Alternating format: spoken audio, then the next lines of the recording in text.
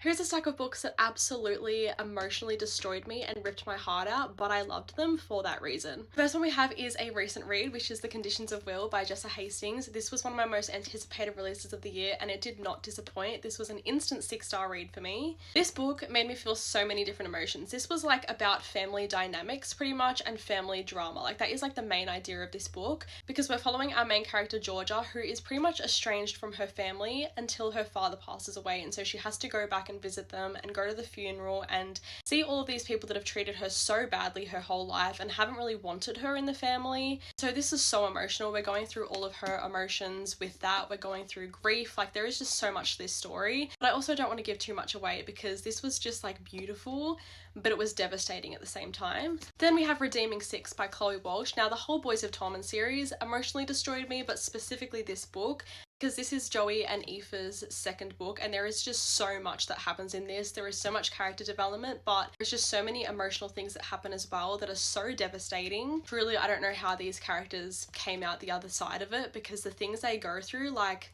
I could never. Yours Truly by Abby Jimenez. This one wasn't like emotionally devastating, I would say, but I still sobbed in this book because this was just so beautiful. There were so many important topics discussed in this book. We actually talk about a lot of mental health, but it's actually through the main male character, which was very, very different, and I really appreciated that. He has like severe social anxiety, and I very much related to that, so I feel like that's why I connected to this on a deeper level. Archer's Voice by Mia Sheridan. I know this is like one of those OG book talk books that everyone talked about being emotional, but truly this is still one of the most emotional romances I've ever read, and I highly, highly recommend it. And it's a standalone, so you can't go wrong. Nightingale by Kristen Hanna. This book literally ripped my heart out. Like this was the most emotional book I've ever read. I think I was literally like choking and sobbing by the end of this. It is following two sisters during World War II. They are living in Paris and they are living two completely different lives. We do get two completely different storylines, but we also get them together for some of the storyline as well. But the way this ended,